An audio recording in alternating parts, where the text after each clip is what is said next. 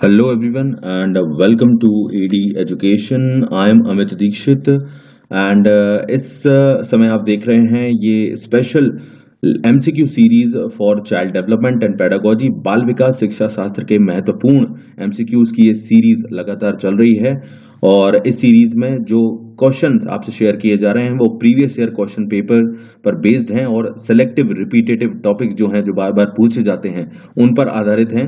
तो आपको ये सभी टेट एग्जाम्स में, CTET में या किसी भी टेट एग्जाम्स में बहुत यूजफुल होंगी। इनको आप जरूर देख लीजिएगा।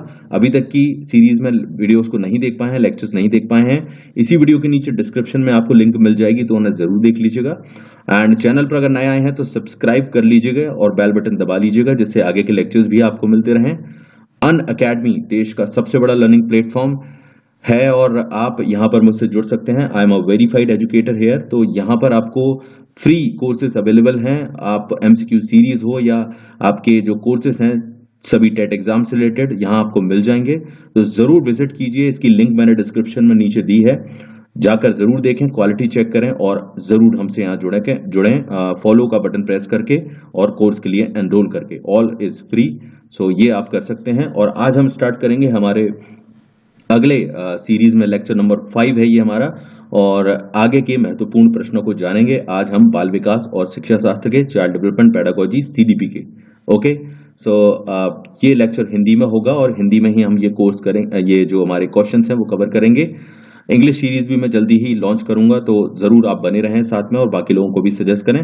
तो चलिए स्टार्ट करते हैं हमारा फर्स्ट क्वेश्चन आज की सीरीज का। तो आज जो पहला क्वेश्चन आपके सामने है वो ये है कि किसी बच्चे में चिंतन का प्रमुख कारण क्या होता है। ये हमारा आज का पहला प्रश्न है। किसी बच्चे में चिंतन का प्रमुख कारण क्या होता है, ये आपको यहाँ पर आइडेंटिफाई करना होगा। Okay, so just guess your answers. First आप आंसर गेस करें, मैं आपको आंसर बताता जाऊंगा साथ साथ में और आप मिलान करते जाइए। किसी बच्चे में चिंतन का प्रमुख कारण क्या है? ऑप्शंस हैं समस्या समाधान करना, पहला ऑप्शन है। दूसरा ऑप्शन दिया गया है निर्णय लेने की क्षमता। तीसरा ऑप्शन दिया गया है वातावरण के प्रति चैतन्य समायोजन करने हेतु। और चौथा ऑप्शन आपको दिया गया है उपरोक्त सभी। तो out of these 4 option you will have to guess the correct answer. आपको सही उत्तर चुनना है। आप मन में सोच लें, अपने दिमाग में सोच लें और मैं जो बताऊं उससे मिलान करें। अभी भी प्रैक्टिस करो, एग्जाम टाइम पे तो ये बेस्ट होंगे आपके लिए प्रैक्टिस करने के लिए। ओके, तो चलिए मैं आंसर बता देता हूं। चिंतन के जो प्रमुख कारण इसमें से जो बताए गए हैं वो होगा आंसर इसका D, बिकॉज उपरोक्त सभी जो ऊपर तीनों दिए गए हैं वो तीनों ही यहाँ पर सही हैं। समस्या समाधान करना हो, निर्णय लेने की क्षमता हो या फिर यहाँ पर वातावरण के प्रति चैतन्य समायोजन, तो उपरोक्त सभी जो भी दिए गए हैं वो सही हैं। सभी से चिंतन की जरूरत होती है, इसमें कोई डाउट नहीं है, चिंतन से रिलेटेड है। ओके, अगला ऑप्शन देखते हैं, अगला क्वेश्चन देखते हैं। अगला प्रश्न यहाँ पर है किसी बच्चे के चिंतन में आयु के बढ़ने के साथ साथ किसकी प्रधानता बढ़ती है। ठीक, आपको चिंतन के बारे में ही ये प्रश्न है। बच्चे में उम्र जब बढ़ती है तो क्या उसमें सबसे ज्यादा बढ़ता है उम्र के साथ में? A, तर्क बढ़ता है। दूसरा ऑप्शन दिया है सामान्यीकरण बढ़ता है, सामान्यीकरण की होती है। थर्ड होता है आत्मकेंद्रीकरण बढ़ता है उसमें, या फिर जीववाद बढ़ता है।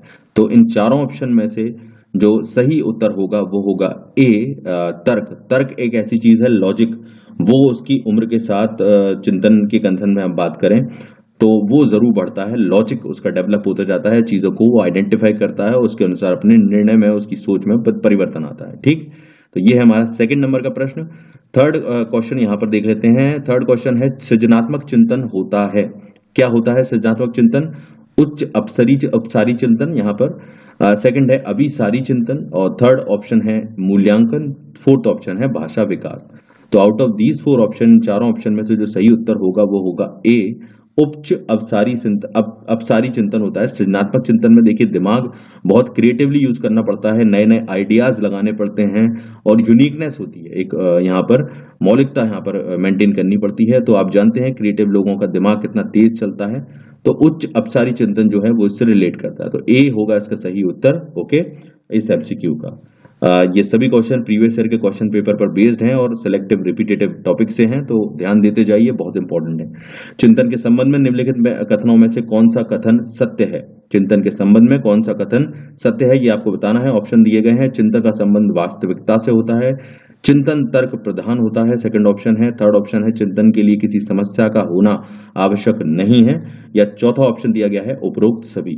तो आप इसको समझेंगे, प्रश्न को समझिए आराम से और उसके बाद आंसर किया कीजिए। एग्जाम में भी ये जरूरी है। कई बार छोटी छोटी चीजें मिस हो जाती हैं और आप गलत आंसर कर देते हैं। तो आंसर होगा इस प्रश्न का डी। चिंतन के बारे में जो तीनों ही पॉइंट दिए गए हैं वो करेक्ट हैं, इसलिए उपरोक्त सभी इसका आंसर होगा। चाहे वो समस्या का आवश्यक ना होना, किसी समस्या के बिना भी हम चिंतन करते हैं, तर्क प्रदान होता ही है चिंतन, और इसका संबंध वास्तविकता से भी होता है। ऐसा नहीं है कि ये सपनों की दुनिया है और केवल हम ख्वाब देखते रहते हैं और जो सोचते हैं वो ख्याली होते हैं। सोच हमेशा कहीं ना कहीं वास्तविकता से संबंधित बहुत ज्यादा होती है, क्योंकि वास्तविक चीजों को हल करते हैं इसके जरिए। अगला प्रश्न ले लेते हैं चिंतन के बारे में। अगला प्रश्न है सृजनात्मक चिंतन के बारे में। निम्नलिखित में से कौन सी सृजनात्मक चिंतन की अवस्था नहीं है? ओके, सृजनात्मक चिंतन क्रिएटिव थिंकिंग की कौन सी स्टेज नहीं है? ए ऊष्मायन, सेकंड इज फर्स्ट इज तैयारी, यहाँ पर सेकंड जो है ऑप्शन वो ऊष्मायन है, थर्ड है पुनरावृत्ति और फोर्थ है यहाँ पर ब्रेनस्टॉर्मिंग। तो इनमें से जो सही उत्तर होगा वो होगा यहाँ पर D. D will be the right answer, brainstorming. ये नहीं है जो सृजनात्मक चिंतन की अवस्था से जुड़ा हुआ है। बाकी जो तीनों ऑप्शन दिए गए हैं वो सृजनात्मक चिंतन की अवस्था होती हैं। ओके, ब्रेनस्टॉर्मिंग नहीं है, तो डी होगा इसका सही उत्तर जो मैंने आपको बताया। Right, I hope you are getting the answers. समझ में आ रहे हैं आपको, मैं समझाता भी जा रहा हूँ। सृजनात्मक चिंतन की एक बाधा है। ओके, यहाँ पर कौन सी चीज रोकती है सृजनात्मक चिंतन से, जो बाधा उत्पन्न करती है? सिंपल सा क्वेश्चन है। पूर्वाग्रह यहाँ पर पहला ऑप्शन दिया गया है, बी ऑप्शन दिया गया है कार्यात्मक स्थिर अवस्था, तीसरा ऑप्शन दिया गया है नियमों को मानना, और चौथा ऑप्शन दिया गया है उपरोक्त सभी। तो सृजनात्मक चिंतन में जो बाधा उत्पन्न करेंगे वो तीनों ही होंगे, तो डी होगा इसका सही उत्तर। पूर्वाग्रह भी करेगा, यानी कि पूर्व की जो सोच होती है, लोग पुरानी सोच रखते हैं तो नई सोच को अपनाना नहीं चाहते या नहीं अपना पाते।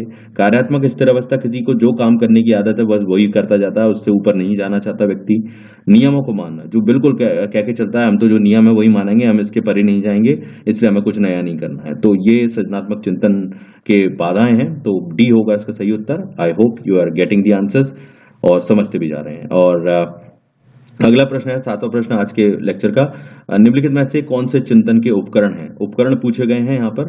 तो प्रश्न ऑप्शन दिए गए हैं प्रश्न पूछना, सेकंड ऑप्शन दिया गया है अवधारणाएं, तीसरा ऑप्शन दिया गया है मानसिक नक्शे, या चौथा ऑप्शन दिया गया है उपरोक्त सभी।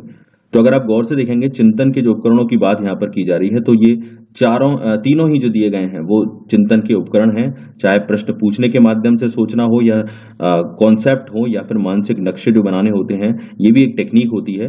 उन सभी में चिंतन के उपकरण ये हैं जिनके जरिए सोचने पर मजबूर किया जाता है, सोचने की आदत डाली जाती है। तो डी होगा इसका सही उत्तर, डी है करेक्ट आंसर। ओके, नेक्स्ट देखते हैं यहाँ पर 8वें नंबर का प्रश्न। निम्नलिखित में से कौन से चिंतन के प्रकार नहीं है? अब आपको चिंतन के प्रकार इसमें से कौन सा नहीं है ये बताना है। एक प्रश्न का सर्वोत्तम और अधिकतर सही उत्तर देने का प्रयास करना, एक ही विषय को विभागों में तोड़ना, तीसरा ऑप्शन है यहाँ पर सामान्यकरण और समझने की क्षमता, और चौथा ऑप्शन है सृजन प्रक्रिया की पुनरावृत्ति। तो कौन से चिंतन के प्रकार नहीं है यहाँ पर ये बताना है। तो आप ऑप्शन आपने यहाँ पर देख लिए हैं, एक ही विषय को विभागों में तोड़ना, सामान्यकरण और समझने की क्षमता, और सर्वोत्तम सही उत्तर देने का प्रयास करना, और सृजन प्रक्रिया की पुनरावृत्ति। तो चिंतन के प्रकार में अगर हम बात करें तो यहाँ पर अगर हम बात करें तो पहला ऑप्शन जो है, एक ही प्रश्न को सर्वोत्तम और अधिकतर सही उत्तर देने का प्रयास करना, ये प्रकार नहीं है, और बाकी यहाँ पर कनेक्ट होते हैं, तो ये होगा इसका सही उत्तर ए। ओके, अगले प्रश्न पर देख लेते हैं। यहाँ पर विद्यालयों में शिक्षार्थियों में चिंतन कौशल विकसित करने की महत्वपूर्ण उपकरण कौन से हैं? तो महत्वपूर्ण उपकरण कौन से हैं चिंतन कौशल को विकसित करने के, ये बताना है आपको। पहला है पाठ्यक्रम विकास, दूसरा ऑप्शन है शिक्षण की विधियां और तकनीक, थर्ड ऑप्शन है उपचारात्मक शिक्षण और निर्देशन, और फोर्थ ऑप्शन है उपरोक्त सभी।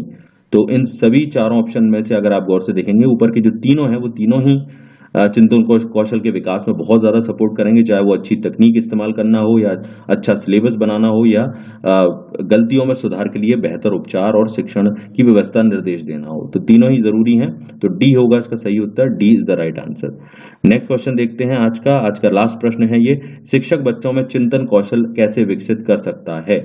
ऑप्शन दिए गए हैं, शिक्षण रणनीतियों का प्रयोग करके कर सकता है, उच्च स्तरीय क्रियाकलापों के माध्यम से कर सकता है, ज्ञान के स्थानांतरण के द्वारा कर सकता है, या फिर उपरोक्त सभी। तो बिल्कुल इजी क्वेश्चन है, इजी क्वेश्चन को आप ज्यादा ध्यान दिया कीजिए, क्योंकि इजी में हम ज़्यादा दिमाग लगाते हैं कि भाई इसका कोई अलग आंसर तो नहीं होगा, तो यही सोच हमको प्रॉब्लम देती है। सो बिल्कुल सिंपल क्वेश्चंस को भी सिंपलिसिटी से जो सिंपल आंसर दिख रहा हो वही चूज कीजिए, ज़्यादा दिमाग मत लगाइएगा।